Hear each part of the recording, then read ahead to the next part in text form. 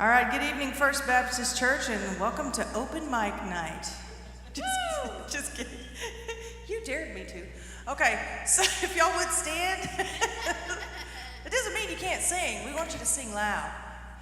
We're glad to see y'all this evening. We want you to lift up our Heavenly Father with us, and let's worship.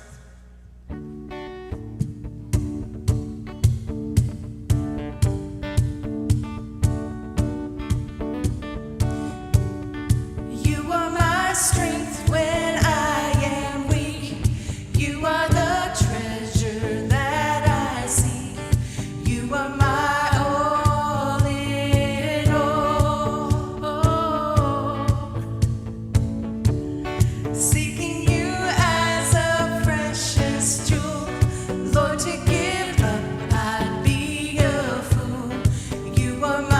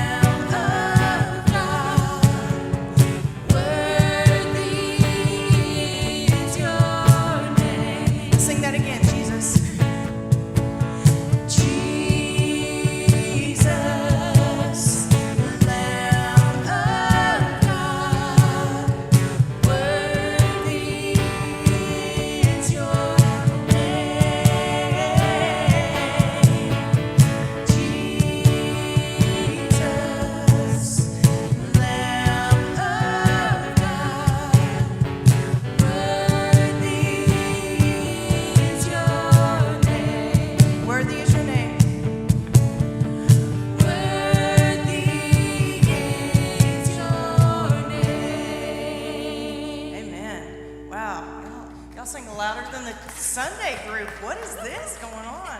It's like y'all love you some Jesus or something. All right, we're going to do Oh How I Love Jesus. And this is an old one. Y'all know what this is, so I expect this one to be even louder. All right, go ahead.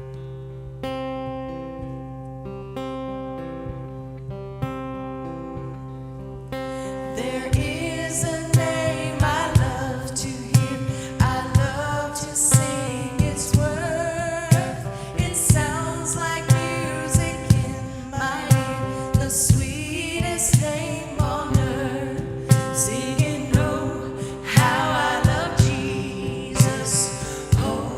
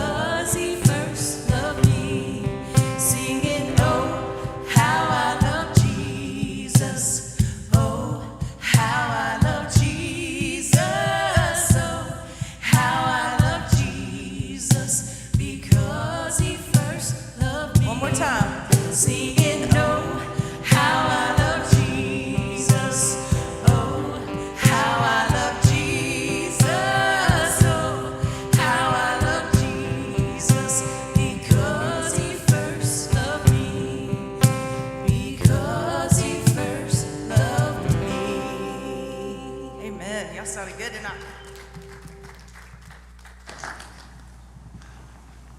All right, very good. You can be seated. Open your Bibles tonight to the book of 1 Samuel. We are continuing in our study of 1 Samuel. We're in chapter 13 tonight. While you're turning to 1 Samuel chapter 13, just a quick reminder of what we looked at last week that brings us up to 13, because again, it's all a narrative, it's all story, and so you have to understand the first part of the story and to understand what's going to happen tonight in our story. And so we are going through the life of Samuel and now the life of Saul, and we are transitioning in the next few weeks into the life of David. So it's a really interesting period in the life and the history of Israel. Last week, we saw how Saul had already been crowned king twice, but nothing had really happened. And then one of the Jewish towns, was besieged by a bunch of Ammonites, Ammonite army, and they came to him and said, or they didn't come to them, they surrounded the city. The Israelites that were living in that town, and I called this Dumb and Dumber, because it was just ridiculous. The town didn't fight, they didn't rally an army, they didn't send out the word, they just immediately said to the Ammonites, okay, we surrender. They put that white flag up as quick as they could. And so they went to the Ammonites and said, okay, we will be your servants. We'll be subservient to you. And then the Ammonites, instead of saying, okay, problem solved, I don't know, obviously they're all men, and because men don't think clearly sometimes, and so it sounds like a lot of Melville bravado, because the Ammonite leader said, okay, we'll accept your deal of you becoming our servants, but we're going to poke out your right eye of everyone living in the city to humiliate you, I guess. I don't know. They wanted a bunch of one-eyed servants. And so it was an odd thing. And so even more bizarrely, the Israelites said, okay, I'll tell you what, instead of doing the eye poking out deal, here's your counter offer. Give us 7 days to send out scouts to try to rally all of the Israelites to come and attack you.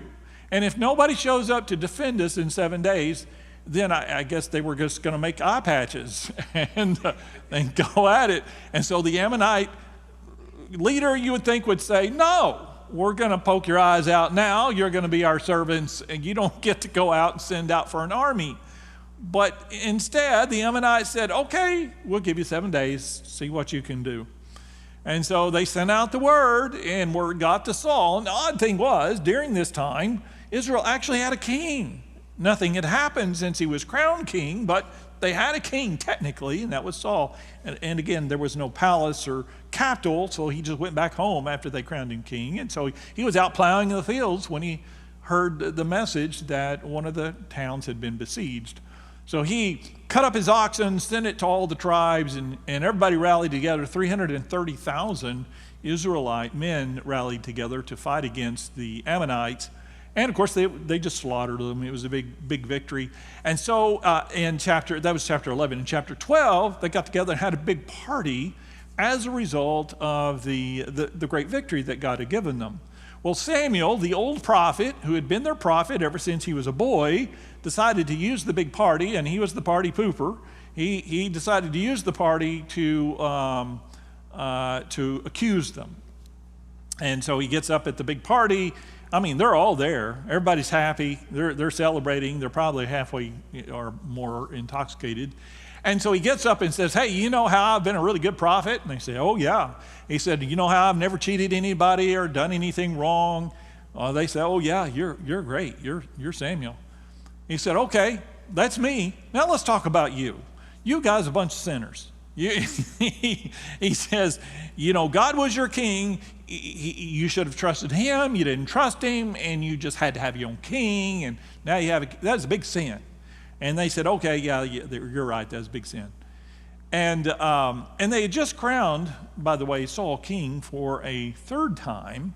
And the first 2 times were before the big battle. This time is after the big battle. And so it really is a done deal. He's united all of the tribes together after this victory. And so Samuel confronts them and just says, hey, this was a mistake. You shouldn't have done this. But he says, now that you have a king, if you do what you're supposed to do and the king, Saul, does what he's supposed to do, God will go ahead and bless you anyway. And that's the end of chapter 12. And so today we come to chapter 13, and we get deeper into the story.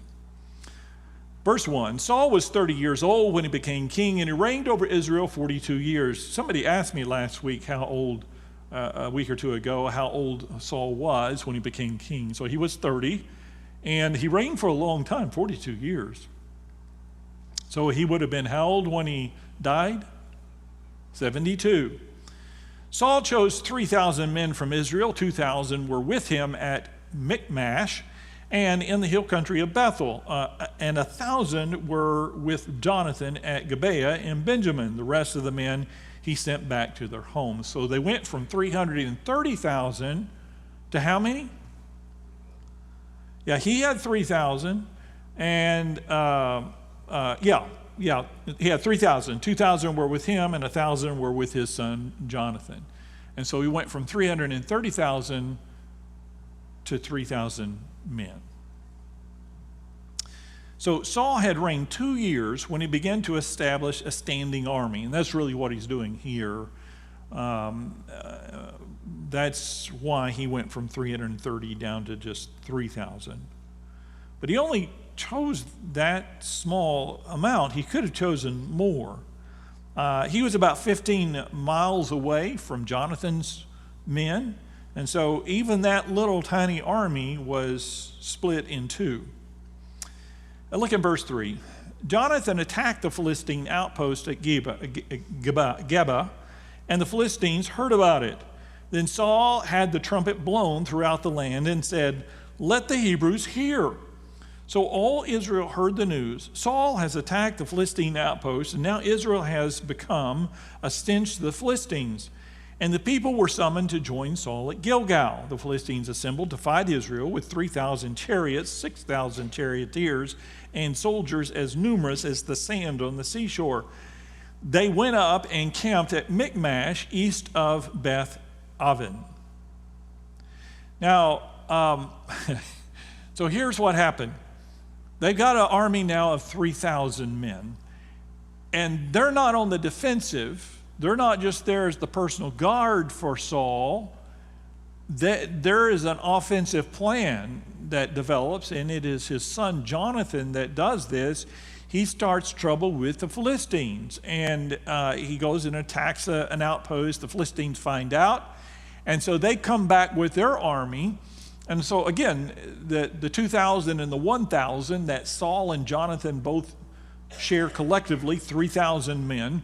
Well, the Philistines have 6,000 charioteers and 3,000 chariots, and a huge, massive army. It just says as many as sand on the seashore. Anytime it gives that number, that's a lot of, it's a huge army. And so against a little group of 3,000 men. And so the word is going out. Now, verse 6. Oh, by the way, there is one thing you need to notice. Jonathan did the attacking. Look in verse 3. Jonathan attacked the Philistine outpost at Geba, and the Philistines heard about it. Then Saul had the trumpet blown throughout the land and said, "Let the Hebrews hear." So all Israel heard the news, and here's the news. Saul has attacked the Philistine outpost. Did you catch that? Saul didn't do anything. He's there with his men in his place. It was Jonathan and his men that did the attacking, but Saul took all the credit. We're going to see that is going to be a part of a pattern. Now, verse 6. When the men of Israel saw that their situation was critical, and what was critical about their situation? It was 3,000 against hundreds of thousands. And that their army was hard-pressed, that's an understatement. Here's their fighting strategy. They hid in caves and thickets, among the rocks and in pits and cisterns. Some Hebrews even crossed the Jordan to the land of Gad and Gilead. So some of them hid in caves and even in cisterns and in thickets. I didn't know you could hide in a thicket. How much protection is that? So they're obviously scared to death. Some of them left the country altogether. They crossed the Jordan into a nearby country, and so they're just gone. Saul remained at Gilgal, and all the troops with him were quaking with fear. He waited 7 days, the time set by Samuel, but Samuel did not come to Gilgal, and Saul's men began to scatter. So he said, "Bring me the burnt offerings and the fellowship offerings," and Saul offered up the burnt offerings. Now this is a famous passage in the Bible because Saul was not authorized to do that. Samuel the prophet was to do that. Saul was not a prophet, he was a king. It was the function of Samuel, but Samuel didn't show up. And after 7 days, Saul went ahead and did what he was not authorized to do. He was disobedient, in other words. So the Philistine forces gathered at Michmash, less than 20 miles west of Gilgal, and it was obvious that Saul and his army were greatly outnumbered. So Saul's men began to hide and even deserted the army by crossing the river, and those who remained were paralyzed with fright. As Samuel had commanded, Saul waited for 7 days, and the longer he waited, the more concerned he became. His army was melting away, the enemy was mobilizing, and the situation was hopeless. Now, just weeks before, he had 330,000 men. They wiped out the enemy. They had this giant party, and here they are with 3,000 guys, and they're all hiding in caves and pits, or they've run away. And the ones that are there are left are terrified, and so it seems to all have gone bad. And in order to do anything else, though, he has to wait. He's been instructed by Samuel to wait until Samuel got there after 7 days, and then he would present the sacrifice to God and find out what God wanted them to do. Samuel didn't want to wait anymore. Now, why did Saul did not want to wait anymore, sorry. Why did the prophet Samuel tarry? Was he deliberately trying to make Saul fail? Or was he just reminding the new king who was still in control? Samuel had nothing to gain if Saul failed on the battlefield. And Samuel knew that God was in control, even in the appointment of a new king. So this meeting had been planned for some time, and no doubt Samuel had reminded Saul of it more than once. This rendezvous was God's way of testing Saul's faith and his patience. And let me tell you, as a human being, as a Christian, as a husband, as a father, as a pastor, God will find a way to test our patience on him. And it is a mark of our faith. It's a mark of my faith, a good mark or a bad mark, as to whether or not I will wait upon the Lord. And sometimes waiting on God is extraordinarily challenging to do. We are very impatient, just like Samuel was. So, verse 10. Just as he finished making the offering, Samuel arrived. Well, if he'd just waited one more hour. And just as he was finished, Samuel showed up, and Saul went out to greet him. "What have you done?" asked Samuel. This is verse 11. Saul replied, "When I saw that the men were scattering, and that you did not come at the set time, and that the Philistines were assembling at Michmash, I thought, now the Philistines will come down against me at Gilgal, and I have not sought the Lord's favor, so I felt compelled to offer the burnt offering." So here's his argument. I wanted God's favor so much that I decided to disobey God in order to get his favor. Well, that's not a very good argument. You don't have to be a theologian to get that's not a good argument at all. What should he have said to Samuel? What should Saul have said to Samuel? Samuel the prophet shows up and said, "You did my job. You're not authorized to do my job. You're supposed to wait for me to get here, and you went ahead and did it anyway. Why did you do that?" What should he have said to Samuel? "Yeah, I've sinned. You're right. I'm a dodo. What was I thinking? Go to God and plead for forgiveness. I'll plead for forgiveness. Humble himself before God. There was no humility. There was just these silly excuses. People who are good at making excuses are rarely good at anything else, and those who are quick to blame others shouldn't complain if others blame them. When God confronted our first parents of their sin, Adam and Eve, Adam blamed Eve, and Eve blamed the serpent, but neither Adam nor Eve said humbly, "I've sinned." Throughout his career, King Saul was adept at minimizing his own sins and emphasizing the faults of others. But this isn't the way a man of God leads God's people. Verse 13. "You acted foolishly," Samuel said. "You have not kept the command the Lord your God gave you. If you had, he would have established your kingdom over Israel for all time. But now your kingdom will not endure. The Lord has sought out a man after his own heart and appointed him leader of his people because you have not kept the Lord's command."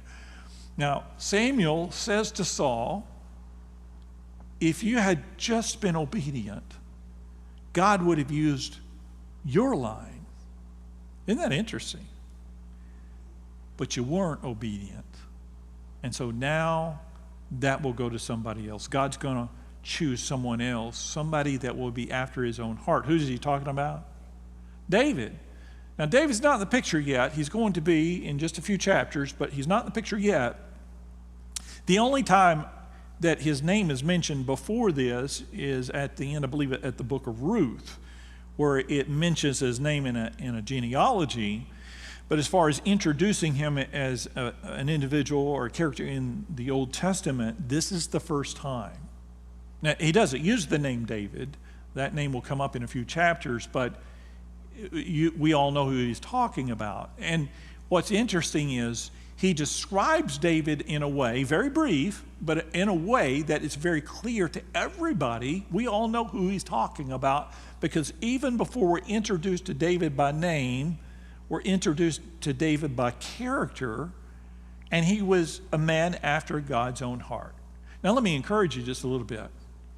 This is Samuel, who's a disobedient guy, and he's being replaced by David, who himself would be an adulterer and a murderer. That sounds pretty bad.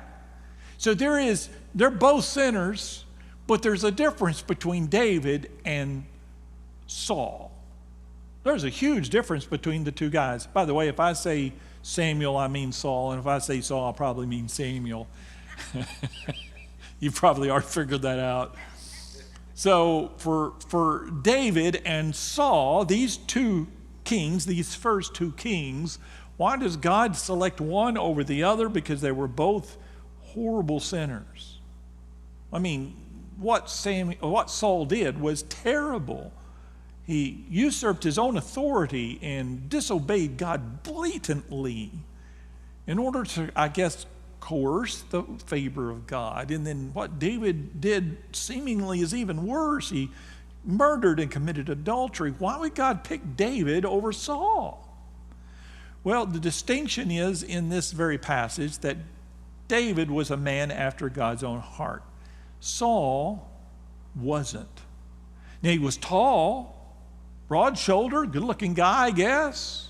He looked like a king, but he was not a passionate person after God's own heart. He never was. Never. In fact, his whole kingship is described as one messed up opportunity after another messed up opportunity. He made a lot of mistakes, and we don't see him repenting that much. David repented. We have Psalms where he's just pouring it out before God and acknowledging that he is a sinner and pleads for God's mercy over and over. Almost graphically, he's doing everything he can to submit himself and humble himself before God, and Saul simply did not. Now, the lesson in that is obvious. God's looking for humility in you and me. We are not perfect. I'm not perfect, and you're not perfect. I think it's really important that you and I understand that we cannot live in denial of that before God. God knows, he already knows, and how we respond to God in light of our frailties makes all the difference to God. Saul's sin at Gilgal cost him the dynasty, and his sin involving the Amalekites cost him the kingdom. He eventually lost his crown and his life. God wanted a king with a heart that was right toward God, a man with a shepherd's heart, and he found that kind of heart in David. Verse 15. Then Samuel left Gilgal and went up to Gibeah of Benjamin, and Saul counted the men who were with him. They numbered about 600. So he went from 330,000 to 3,000 to 600. Verse 16, Saul and his son Jonathan and the men with them were staying in Gibeah in Benjamin, while the Philistines camped at Michmash. Raiding parties went out from the Philistine camp in 3 detachments. One turned toward Ophrah in the vicinity of Shual, another toward Beth Horon, and the third toward the borderland overlooking the valley of Zeboim, facing the desert. So Saul had mustered 300,000 men, or 330,000 men, and now 3,000, and now just a very, very small group, 600. While the Philistine army was still as numerous as the sand on the seashore. Verse 19. As if that wasn't a problem, by the way. Verse 19, it even gets better, does it not? Not a blacksmith could be found in the whole land of Israel, because the Philistines had said, otherwise the Hebrews will make swords or spears. So all Israel went down to the Philistines to have their plowshares, mattocks, axes, and sickles sharpened. The price was 2/3 of a shekel for sharpening plowshares and mattocks, and 1/3 of a shekel for sharpening forks and axes for repointing goads. So, not only do they only have a small band of men, they don't have any weapons. Nobody has a sword. I think Saul and Jonathan are the only ones with swords. Nobody's got a sword. These guys are out there with their farm equipment as weapons. Now, the Philistines have swords. All of these numerous as sand on the seashore of this massive army, 300 chariots and 600 charioteers. They've got swords and bows and arrows. They've got all the equipment. But the Israelites have farm equipment. And even that equipment is dull. So they had been oppressed by the Philistines, and the Philistines did not let them have blacksmiths. And so they didn't have anybody to make swords. Not only did they not have anybody to make swords, they didn't even have a guy with a sharpener. That's pretty bad, isn't it? So they had to go to the Philistines, their own enemy, just to get their tools sharpened. And so now they need to get ready for battle, and they go to their enemy, the Philistines, the very people they want to attack with those sharpened farm tools. And so the whole thing is just bizarre. So verse 22, so on the day of the battle, not a soldier with Saul and Jonathan had a sword or spear in his hand. Only Saul and his son Jonathan had them. Now a detachment of Philistines had gone out to the pass at Michmash. By the way, if you look at me, do you know how this ends? It's a slaughter. It's an absolute slaughter. But it's not a slaughter of the Israelites, it's a slaughter of the Philistines. Spoiler alert, okay? Now, detached, because God doesn't need sharp farm tools. He doesn't need sword. He doesn't need any of that. Now, a detachment of Philistines had gone out to the pass at Michmash.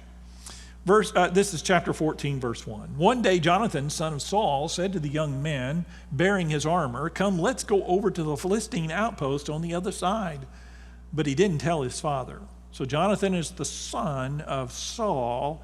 And Jonathan, again, this is the second time because he's the one that attacked the outpost the first time. Now he's got one guy with him, his young armor bearer. And so he says, "Why don't you go over with me to this place where these guys are?" Verse 2, Saul was staying on the outskirts of Gibeah under a pomegranate tree in Bigron. Isn't it funny, interesting that the author gives us details like the type of tree he's under. He's under a pomegranate tree. With him were about 600 men, among whom was Ahijah, who was wearing an ephod. He was a son of Ichabod's brother Ahitub, son of Phinehas, and the son of who is the son of Eli. Remember, Phinehas was no good. The Lord's priest in Shiloh. No one was aware that Jonathan had left. On each side of the pass that Jonathan intended to cross to reach the Philistine outpost was a cliff. One was called Bozez and the other Seneh. They had names for the cliffs, and again, they give us the name of the cliffs. One cliff stood to the north toward Michmash, and the other to the south toward Geba. Jonathan said to his young armor bearer, "Come, let's go over to the outpost of those uncircumcised fellows." Who does that sound like? Sounds like David, who's going to become friends with Jonathan. And let's go to the outpost of those uncircumcised fellows, that is, they're not Israelites. Perhaps the Lord will act on our behalf. Nothing can hinder the Lord from saving, whether by many or by few. Already we see that Jonathan has way more faith than his father does. Verse 7, "Do all that you have in mind," his armor bearer said. "Go ahead, I am with you, heart and soul." We don't know the name of this armor bearer, but God bless him. He's as brave as Jonathan. Verse 8, Jonathan said, "Come then, we'll cross over toward the men and let them see us." Here's his strategy. We're going to cross over in front of them. We're not going to sneak up on them. Maybe we can get a couple of, before they, that's how they do it, a Mission Impossible or whatever, you sneak up on them. He said, "No, we're going to walk right out in front of them. If they say to us, 'Wait there until we come to you,' we'll stay where we are and not go up to them. But if they say, 'Come up to us,' we will climb up, because that will be our sign that the Lord has given them into our hands." So both of them showed themselves to the Philistine outposts. "Look," said the Philistines, "the Hebrews are crawling out of the holes they're hiding in." The men of the outpost shouted to Jonathan and his armor bearer, "Come up to us and we'll teach you a lesson." I'm assuming they said that with the assumption that Jonathan and his armor bearer won't take them up on that offer. But probably to the shock of the Philistines, the two guys start climbing the cliff, climbing the hill. So Jonathan said to his armor bearer, "Climb up after me. The Lord has given them into the hand of Israel." Jonathan climbed up, using his hands and feet, with his armor bearer right behind him. The Philistines fell before Jonathan, and his armor bearer followed and killed behind him. In that first attack, Jonathan and his armor bearer killed some 20 men in an area about half an acre. So 2 guys killed 20 guys, and that's all it took. Verse 15.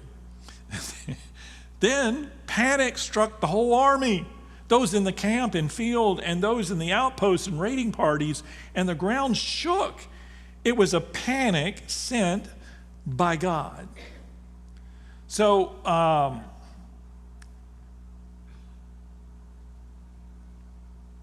verse 16. Saul's lookout at Gibeah and Benjamin saw the army melting away in all directions. Then Saul said to the men who were with him, "Muster the forces and see who has left us." So Saul and his guys, they look out over the way and they see Philistines scattering all over the place. They're running away. And Saul realizes, well, whoever did it wasn't Saul. He knew he didn't do it. He knew his guys didn't do it. And so Saul thought, maybe this is a God thing. Somebody's fighting. So Saul said, we're not doing anything, so let's find out who's not with us, and whoever's not with us must be over there doing the fighting. And so it was an interesting strategy. The last part of verse 17. When they did, it was Jonathan and his armor bearer who were not there. Saul said to Ahijah, "Bring the ark of God." At that time, it was with the Israelites. Now let me stop right there a second. Why does he want the ark of the covenant? What's he going to do with the ark?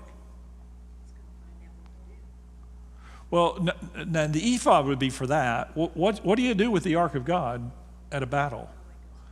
Yeah, he's going to take it into battle. Does he have authorization to do that? Has Samuel told him to do that? No. In fact, this was a failed strategy previously with the Philistines. It didn't work. And so he's diverting right back to a failed strategy. That's his part. Verse 19, while Saul was talking to the priest, the tumult in the Philistine camp increased more and more. So Saul said to the priest, withdraw your hand. What does that mean? Never mind on that ark. I don't need it. This is going good. We don't need the ark after all. Verse 20. Then Saul and all of his men assembled and went to the battle.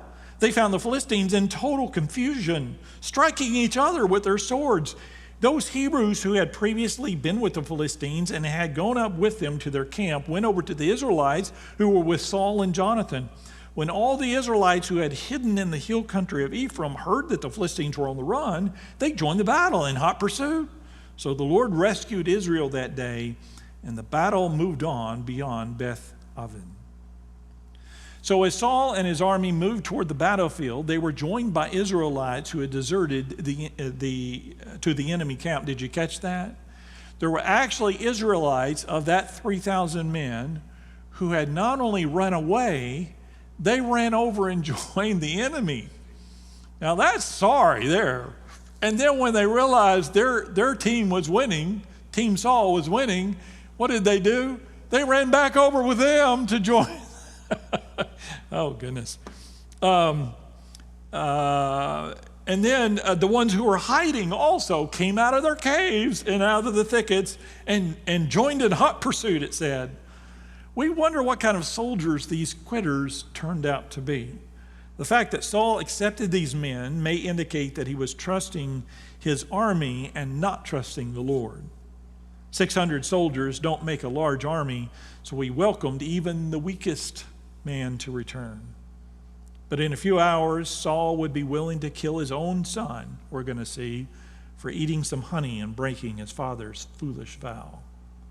Saul's emotional unbalance and contradictory thinking will show up again and again and do great damage to his kingdom. What's about to happen is pretty bizarre. Verse 24, now the men of Israel were in distress that day because Saul had bound the people under an oath, saying, cursed be any man who eats food before evening comes, before I have avenged myself on my enemies. So none of the troops tasted food. So what did he do? Just before the battle, he declared a fast. So the men going into battle who needed extra protein got nothing. They're all hungry and tired and weak now. Again, just a terrible strategy. And it wasn't, I assure you, it wasn't for spiritual reasons, because Saul was not a spiritual man. Verse 25, the entire army entered the woods, and there was honey on the ground. By the way, I don't know if you've ever been on a diet or not, but this describes a diet, does it not? The moment you go on a diet, there's honey on the ground. It's everywhere. Everything looks delicious. So they walk into the woods, and there's honey on the ground. When they went into the woods, they saw the honey oozing out, yet no one put his hand to his mouth because they feared the oath. But Jonathan had not heard that his father had bound the people with the oath. So he reached down out the end of the staff that was in his hand and dipped it into the honeycomb. He raised his hand to his mouth, and his eyes brightened, which also describes a diet. You fall off that wagon, oh, that's the most delicious Tex-Mex you've ever eaten. His eyes brightened. Verse 28, that's a sugar rush there. Then one of the soldiers told him, your father bound the army under a strict oath, saying, cursed be the man who eats food today. Funny they didn't tell him that before he took the bite. Anyway, that is why the men are faint, they said to him. And Jonathan, verse 29, said, my father has made trouble for the country. See how my eyes brightened when I tasted a little bit of this honey? How much better would it have been if the men had eaten today some of the plunder they took from their enemies? Would not the slaughter of the Philistines have been even greater? That day, after the Israelites had struck down the Philistines from Michmash to Aijalon, they were exhausted. They pounced on the plunder, and taking sheep, cattle, and calves, they butchered them on the ground and ate them together with the blood. Then that's illegal, of course. Then someone said to Saul, "Look, the men are sinning against the Lord by eating meat that has blood in it." "You have broken faith," he said. "Roll a large stone over here at once." Then he said, "Go out among the men and tell them, each of you bring me your cattle and sheep and slaughter them here and eat them. Don't sin against the Lord by eating meat with blood still in it." So everyone brought his ox that night and slaughtered it. They had a huge barbecue. Then Saul built an altar to the Lord, and it was the first time he had done this. Saul said, "Let us go down after the Philistines by night and plunder them until dawn, and let us not leave one of them alive." And by the way, Saul built an altar to the Lord, and this was at the same place on the same night where they slaughtered all of these ox and ate them. Doesn't say it, but it sounds to me like what Saul did was he sacrificed these oxen on this altar that's the purpose of an altar, by the way, to slaughter animals on it. He slaughtered the animals on the altar, and then they had a big barbecue. But Saul's not authorized to do that. He's not the prophet, he's the king.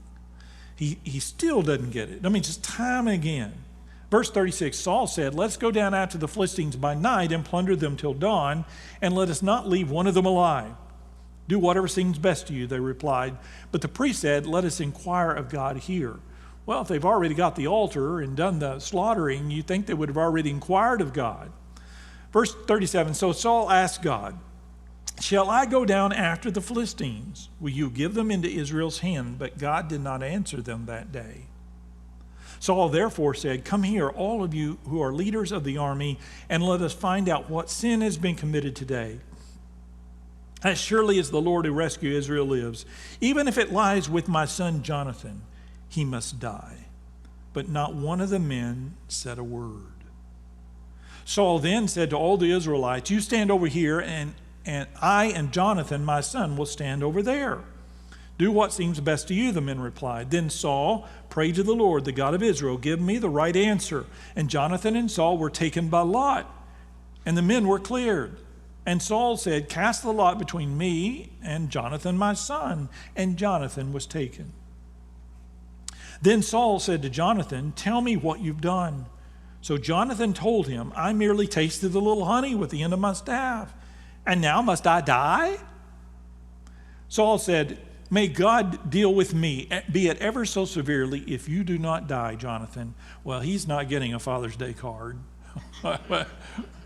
So here's what happened. The gig is up. Now, Jonathan, it's no big deal. And Saul, who is not a particularly faithful man, he doesn't get an answer from God. He realizes somebody's done something they're not supposed to, and it comes down to him and Jonathan, and then to his son Jonathan. Of course, Jonathan wasn't there when Saul made this vow before the men. Jonathan was where? He was fighting the Philistines, him and his armor bearer. He was out doing what he's supposed to do while Saul arbitrarily makes this vow. And by the way, does God lead Saul to make this vow? No, it's a stupid vow. And by the way, you and I can make stupid vows. Be careful about the vows that you make. I think there is a time in our life that we should make vows, but you can sure make bad ones. And just because you make a bad vow, don't you think that God is going to expect you to honor a bad vow that causes you to do bad things or have bad results from that vow? And so arbitrarily, and by the way, why do you think Saul made that vow? What was he trying to do? What was the goal?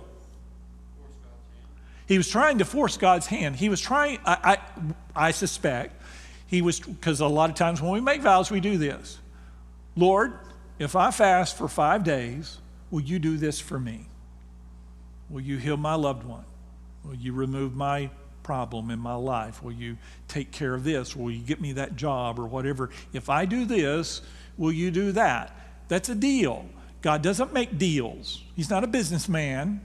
And that's not the purpose of fasting, for example, and that's not the purpose of making vows. If I do this, will you do that? And so I do my part, and then now God, of course, you've got to do your part. God doesn't work that way. That's just silly. Anyway, where on earth was I? Where am I? 45? But the men said to Saul, should Jonathan die? He who has brought about this great deliverance in Israel? Never. As surely as the Lord lives, not a hair on his head will fall to the ground, for he did this today with God's help.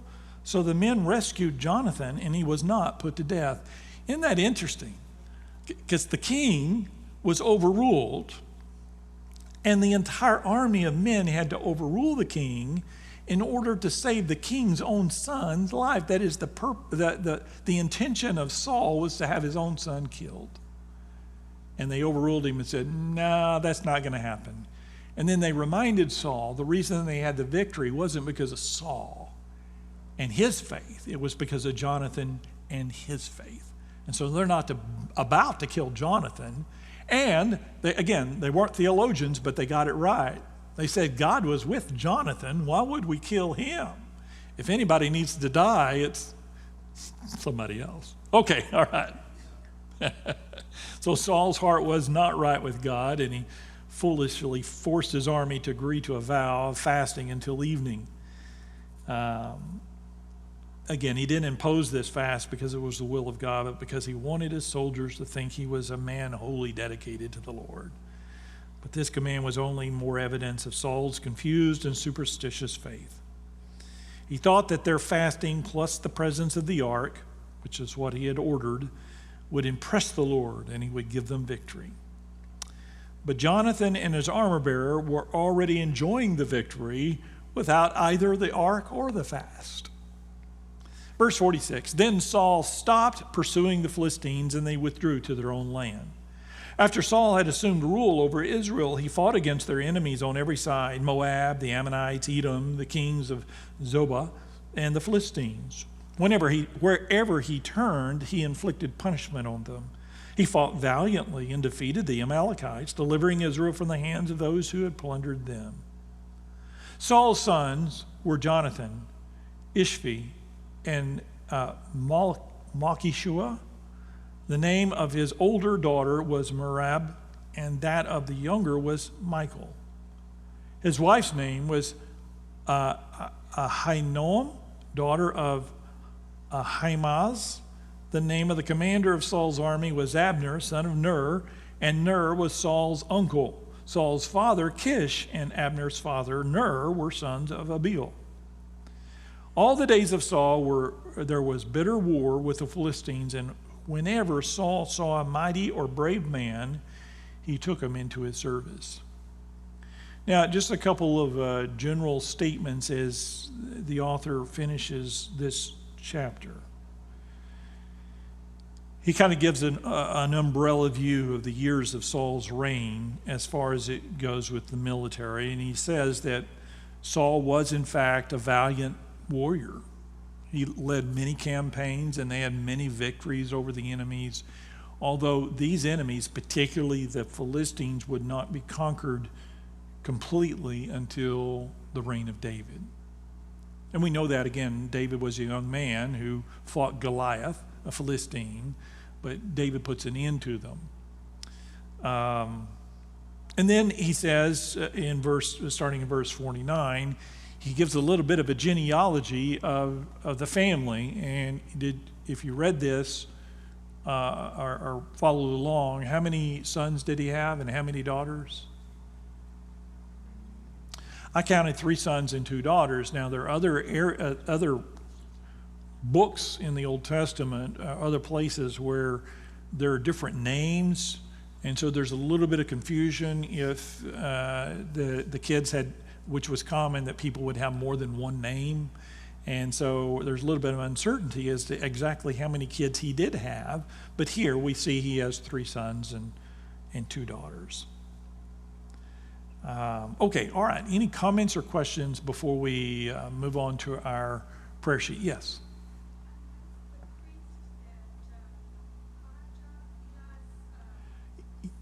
Yes. That is an excellent observation. So she mentions that the priest that Saul uses is a descendant of Eli and his wicked, horrible, awful son Phinehas. And why Saul would not have any better sense than to use that line that God had already cursed, basically. But that was his choice. Not a good choice, was it? And where's Samuel? But that's exactly right. My guess is that was a priest for hire that would do whatever Saul told him to do, and so that's what he did. Yeah, that's an interesting observation. Yes. Were the campaigns that started in verse 47 a direct result of Jonathan kind of showing up as dad of who the true leader, of what a true leader was? Yeah. Again, I'm assuming that what is talking about in verse 47 and 48 spans decades, many different battles. And so we don't have the backstory. We don't have any of the details of who fought where and when, and because of every one of these battles that we read tonight, there could be descriptions of that detail or greater for every single one of these battles over decades. I would love to see that. I would love to read about that, but we don't have it. So these first two were all Jonathan led. Right. And then It Saul from there on was right. because his army turned against him and said, "No, you're not going to." And so So now I'm going to go out and we're going to be constantly at war, so you know who's the king? It would be interesting to have been there to see which of these battles Jonathan actually fought in and how many of them were won by Jonathan quietly. It's because Jonathan's still around and he's a brave guy. So it is interesting. It just doesn't mention it there. But yeah, you're right. Okay, all right, let's take a look at our prayer sheet for the week. If you don't have a prayer sheet, would you raise your hand?